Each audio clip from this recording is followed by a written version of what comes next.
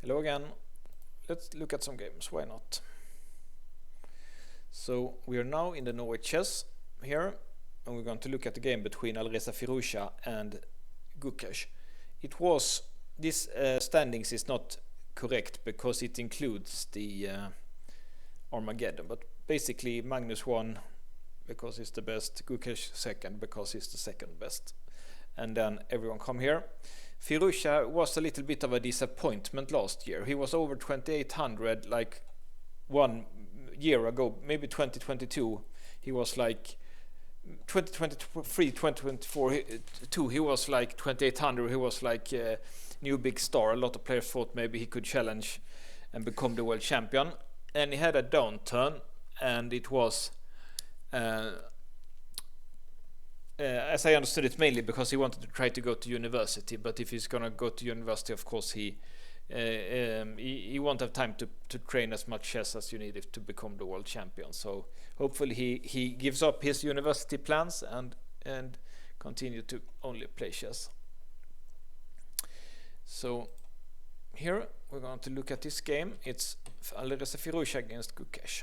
They're playing the Italian, and just like the last game, we have a lot of games now in a row, I think, where there is gonna be Italian, Spanish, because Gukesh, he was not an e4 player, but he started to play e4 here and he did it very good, which is very impressive because I myself have been an d4 player all my life, and I tried e4 sometimes, but it's just completely different positions. And also most top players can't make the switch. For example, Aronian tried to go from d4 to e4, and he lost like 100 rating points, like from 2800 to 2700. So very impressive for Gukesh that he's getting even stronger by that, as we will see here. And what happened in the last game and will happen this game and in a few of the games to come is that this is called like Italian opening or the Gukesh piano, and I think the Gukesh piano means like calm opening or something like that. But it actually, in these games, it becomes very, very sharp and complicated on the queen side. It doesn't on the king side. It doesn't have to be like that in the games, but it has to be it now. And here we see some kind of little bit strange. White usually takes, maybe plays a4 and takes some kind of terrain here, but he does not do it now. So black gets to push his pawn, which is a little bit strange because now you can see the bishop can take it, so he has to push e3, and this pawn looks very weak on a3.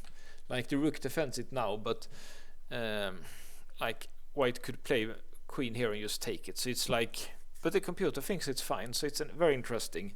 It's like it's a little bit of an all-in, because like otherwise you just lose a pawn, or maybe not an all-in, but I guess the basic thing is that when white does that and take the pawns, then black will play here on the king side with knight h5, knight f4, and just go for it on the king side. So that's probably the plan, and computer probably realized that it's just way too dangerous for white to take it, because the thing is you can't do this one often because of take here and then take the knight. But when you do queen b3, then floodgates open and the attack starts on the king side. So it will be interesting to see what happens here. So you can see also Firouzja doesn't even bother to take that pawn because he probably realizes that. And then this is a nice pawn. It has some disruptive value here, even if he has to use a 5-point piece to defend the pawn, and just a 3-point piece attack. So a little bit better for white in that sense. So let's see what happens here. Now they play the calm openings. Often when knights go like this and the bishops here, then it's basically time to push d5. So black has, strangely enough, he's one tempo ahead even when he pushed the pawn here. So white must have played inefficient basically, because black is first here, but it doesn't really matter, because often there is other problems. For example, maybe white could take here. Let's see why he can't do that. Okay, it's this common tactic here. Take here, winning the rook. Okay, so it's indirectly defended. Firouzja realizes that, so he defends this pawn. And it's still indirectly defended by this tactic. Knight h5, interesting. I guess it's because he wants to cover here. Don't really see the point of that move. And here apparently a mistake by Gukesh. He defends this one, but let's see if we just do some random move. Yeah, now it's threatened to take because that's the point of the knight here. It covers like this threat here. So black has to defend, and he did it with the bishop, but the computer likes to play this move. Also this move I thought was quite interesting, like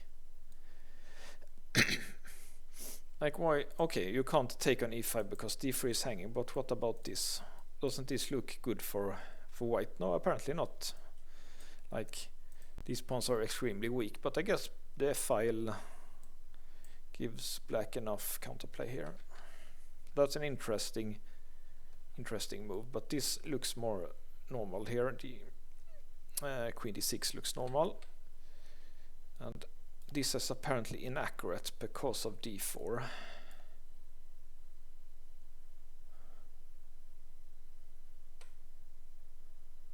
Okay, so if you do this and then d4, what should black do? You should take.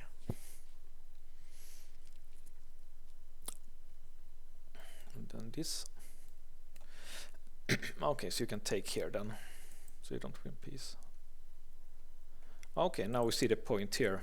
It's this attack. It was the same tactic, exactly the same tactic in the last game, if you saw that one, where I think Keimer had the chance to. No, maybe it wasn't the last game, but it was. What was it? Was it?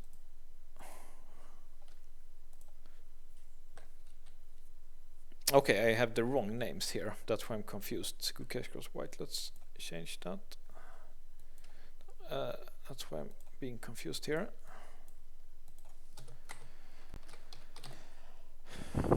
Yeah, but it was this game. Yeah, it was exactly the same tactic here. So basically, it's a little bit the same here. And now he makes a blunder here because of he could take here. But actually, strange that my analysis is not saved. But let's see here. Yeah, even here he could take here actually.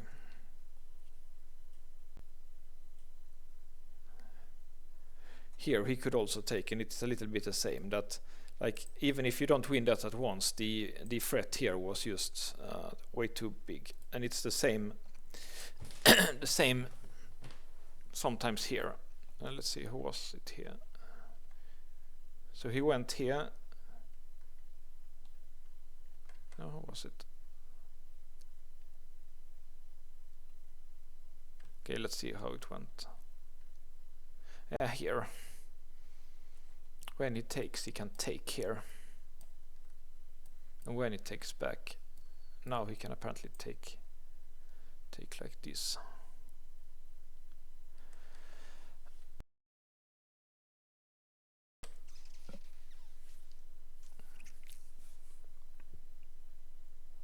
Okay, that's pretty clear. Black can't defend it. But there was some analysis that we saw here. What was that? Was that if you play like this?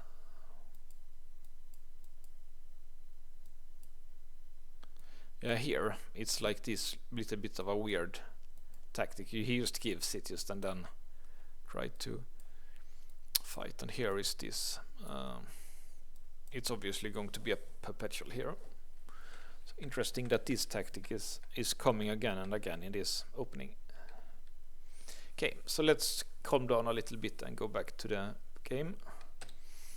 So he did that. The computer didn't like it. And this is not good. Taking on d4 is not good because it allows the sack and queen here, and it's unstoppable mate. Or if you do f6, then you just lose the bishop for nothing.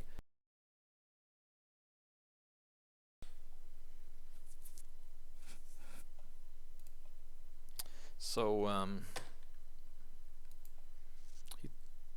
he did actually take, and that's a mistake. Better would be to move some knight somewhere, maybe like here or here, and again allowing this. Maybe this is not so bad for black, this opening here. Yeah, it's a clear mistake here because this just looks really strong. And yeah, of course you can't take like this because like it's just losing. So here he has to do something else, which is maybe possible. Let's see. This is best according to computer.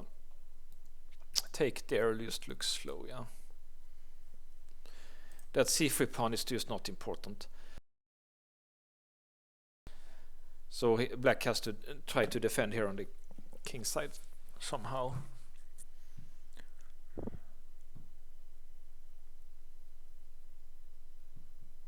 Can be lots of trades here. Let's see. He wants to take like this. Take. And apparently you have to take here. Yeah, if you take here, then you just take here twice, I guess. So let's see, he takes here. Take. How is this position? White is a pawn up. No, it's equal pawns, but this one is getting lost.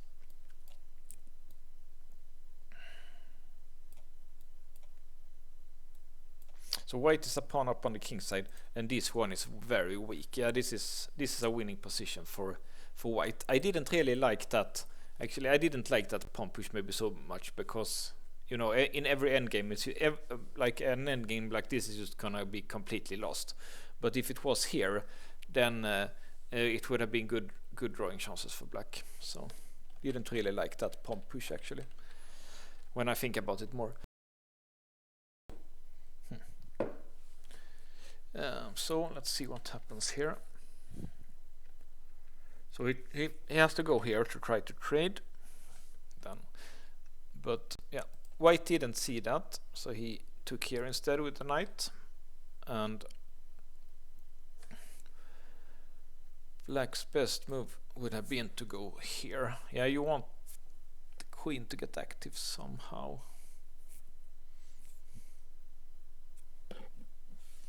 Yeah, you can't go back because you can take here. So it's normal like maybe to take the bishop. No, this one is attacked.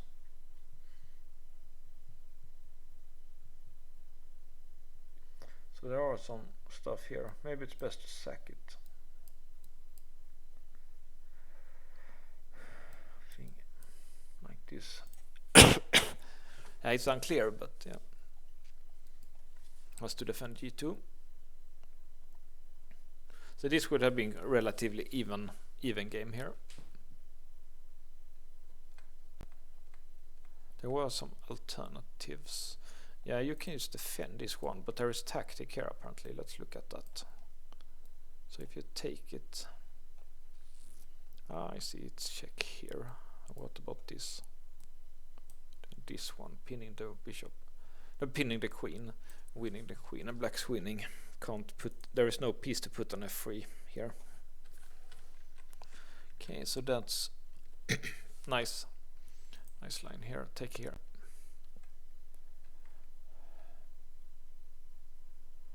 Okay, but black did here instead.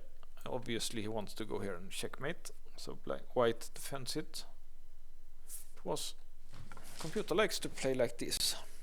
Looks wrong to let him take here, but you can take here and get this same kind of counterplay here. Let's look at that. And apparently you can take here. Can't take with the queen because the fork, of course. And if you take like this, then apparently this is tactic I haven't seen. Okay.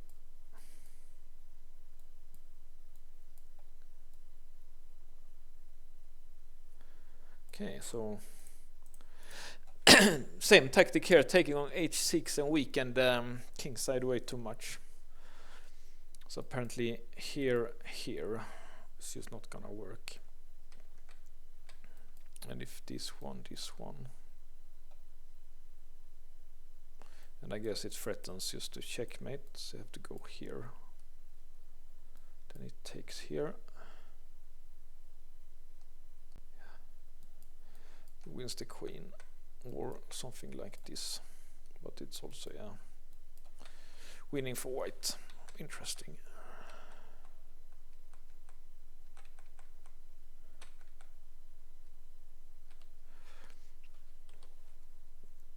So here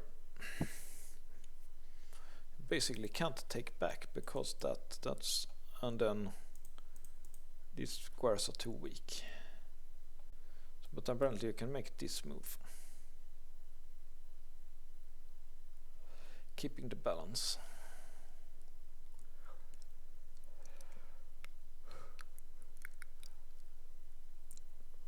That's quite an interesting line.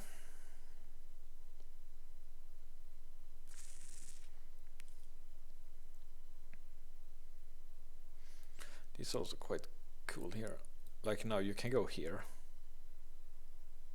What? And now for some reason this doesn't lose anymore. Because of the check here. Interesting. Yeah, it's starting to get a little bit too complicated, this game for me, but there is lots of variations here. So it's very complicated, but it's maybe he didn't see all this counterplay here with bishop h6 and bishop here. Probably he didn't see that. So then it's a little, maybe a bit more normal to go back with the knight to not weaken your own king like that. So it's kind of normal. So he took an e6. We have seen variations where it's good for black to open the f-file, so that's just maybe that's not the correct way to play. You can't really jump in here because you can take here and then it's gonna be a checkmate here apparently. But yeah, knight queen f3 looks logical. What about this one?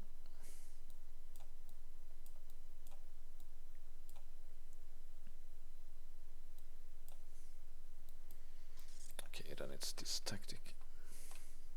Yeah, queen f3 looks logical, but he decided to take and put the queen here. That also looks fine. Black played here.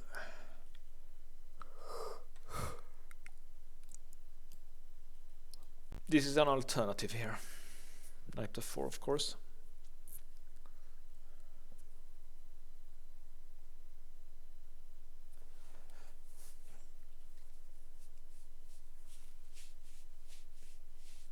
Yeah, that also looks interesting. But white also has play here, so it's not so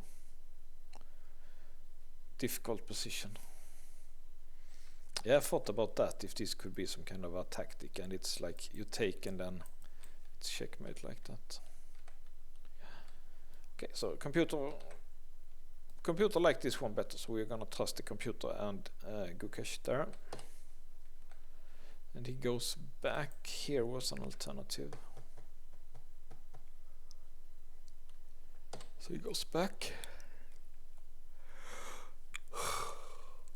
Okay, and he finds winning a pawn here.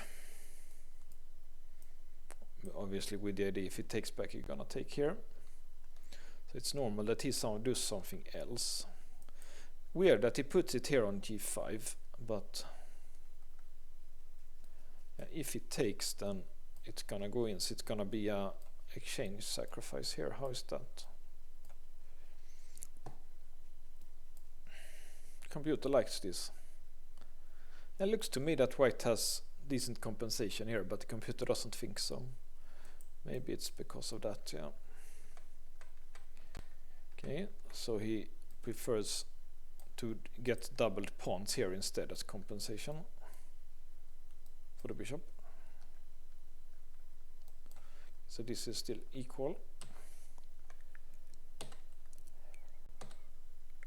So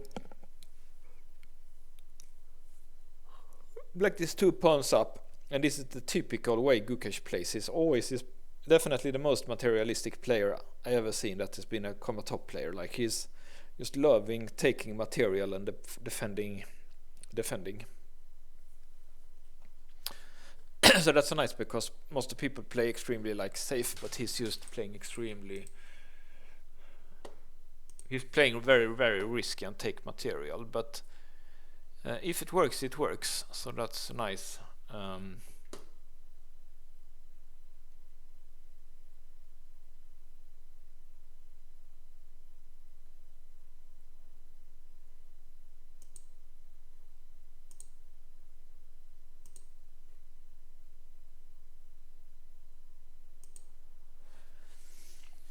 So let's see, what's white's compensation? He can take back this one, of course. He can go here, and king side is bad.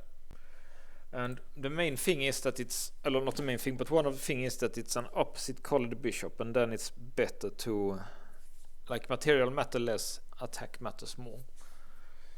So white took here, took back a pawn. It was not the right move. It was better to play here.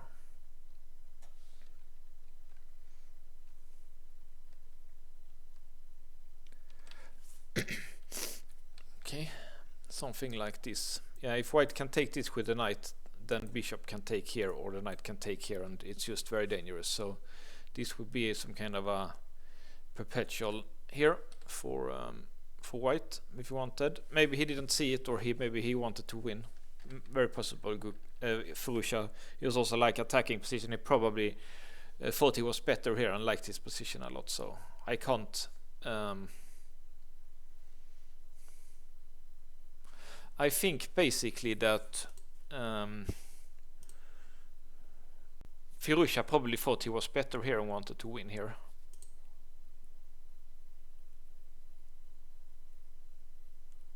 So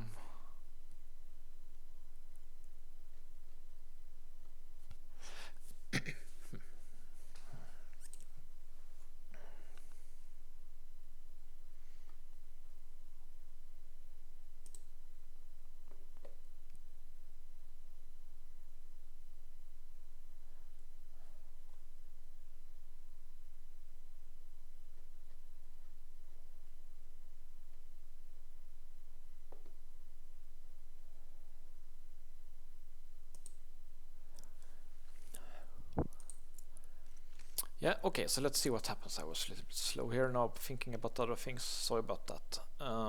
So he took here. That's also fine. And the computer likes to trade a pair of rooks and go back here, apparently. Don't really see the point, but yeah, of course, it should be. White should have some compensation here, like the king is weak. Of course, endgames is gonna be bad because of the passes here, but if you're careful and avoid the queen trade, should be good chances to save this game here, I think. But yeah, black is definitely a lot more active here than he was if he has to go back to cover his king here. Like, this is just a lot more active for white than compared to like this. Can't even trade the queen here. Okay, but he didn't do that. He played here instead. Took here. So now suddenly the endings are fine for white again, because the doubled passes are not, they're broken up.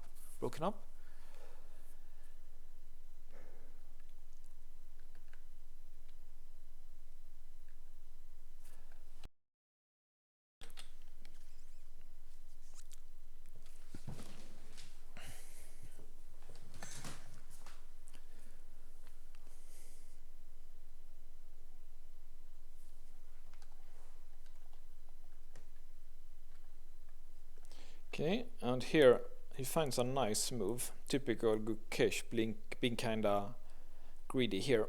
Don't really see why this is so good. Of course the queen is threatened, so the queen has to move now.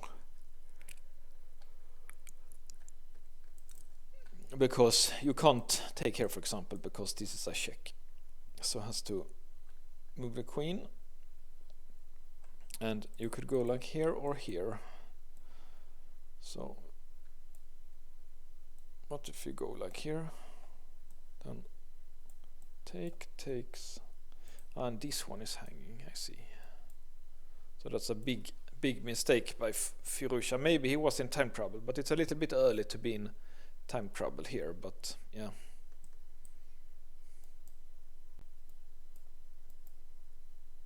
Yeah, this is probably a winning position for black, past pawn and rook and an exchange up. Okay, so he can't do that. Wherever he moves the queen, it's take here and then take here and take the knight. So he has to sack the exchange, only chance. This one is not working good either, but it might be too late. Even if this some kind of if he just can keep the queens on the board, there is counter chances, because yeah, he has some play here. So if you just can keep the bishop, he could, the queen, he can keep fighting. So let's see what happens. Played here. And he did queen e4. Yeah, nothing else is better here. And nice move here, threatening to, like, we've talked about this so many times in this series, like if you can trade 2 rooks for a queen, you want to do that if the opponent king get weak. So here black could take here, it would just be winning at once, because the queen would just check and take everything. So he understands that, like, even if white has, like, he has enough, like in points, the points count is equal here. Black has 9, 10, 13, and white has also have 13, so it's equal in points, but black is winning by 7 points, because an active a weak king like this, it just gets checked by the queen here, and it's just winning. So he Firouzja doesn't even bother to play it, because yeah, something like this. Maybe take here, and then next move you take maybe this pawn or the rook or this or whatever. So nice win by Gukesh here.